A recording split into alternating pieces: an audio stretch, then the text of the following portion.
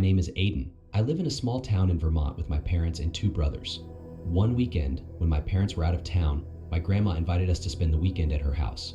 She has a big, secluded property with lots of activities for us. It was the closest thing to a vacation we'd get all summer. Being the oldest at 15, my parents still didn't fully trust us to be left alone. My younger brother and I were playing basketball outside until the sun began to set.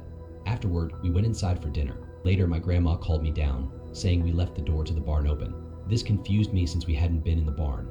I went downstairs to check and saw the door was indeed open, illuminated by the porch light. I called my brothers, who both denied opening it. Concerned, I suggested to my grandma that someone might have broken in. She, as usual, overreacted. I went to the front door, looked through the glass, and screamed, "Holy crap!" My grandma panicked, asked what was wrong. I told her there was a man standing at the bottom of the porch steps. She rushed over, saw him, and started yelling to call the police. I wanted to confront him, but she held me back, crying and begging me not to. Reluctantly, I agreed to call the cops. Grandma, nearly in tears, explained the situation to the operator, fearing a break-in. I watched the man from the dining room window, while my grandma wouldn't let my brothers come downstairs. The man was a dark figure against the night sky. Eventually, he moved around the side of the house. We followed his movements from window to window until we lost sight of him. When the police arrived, we could only tell them someone had been on the porch and possibly in the barn. They found nothing unusual in the barn and couldn't locate the man. They advised us to call again if he returned. My grandma insisted we stay upstairs while she slept downstairs. Around 10 p.m., while playing video games, we heard her blood-curdling scream from downstairs.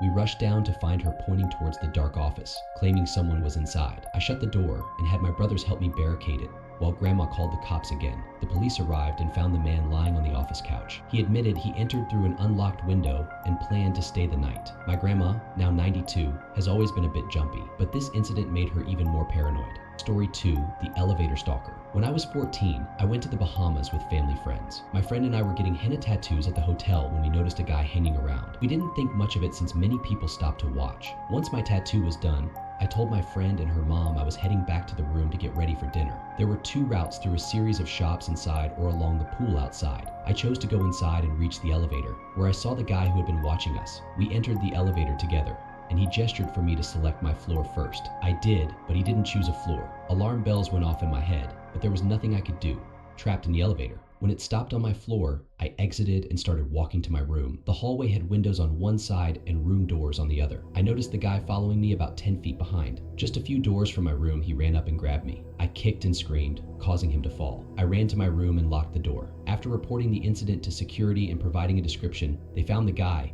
discovering he had been stalking several young women at the hotel. Story 3, the intruder at the resort. Recently, my wife Allison and I took a trip to Story 3, the intruder at the resort. Recently, my wife Allison and I took a trip to a mountain resort a few hours from home. It was a couple's weekend, designed for adults rather than the usual family crowd. The resort had a rustic, wooden charm. Our room was large, a combination of 2 rooms with the connecting door left open. The first night featured a singles mingle in the basement club, despite being a couple's weekend. We played shuffleboard, chatted with other couples, and enjoyed drinks while an amateur musician played guitar. Returning to our room around 12:30, we noticed a foul, skunky odor that hadn't been there before. Allison playfully accused me of smoking pot, but I hadn't touched it since college. She went to the front desk to request a different room, but they were fully booked. They sent someone up who confirmed the smell, which was strongest in the extra room we weren't using. He offered a partial discount and sprayed air freshener, suggesting we keep the door between the rooms closed in case a skunk had gotten in. We tried to sleep but were disturbed by a rhythmic thudding sound from the adjacent room.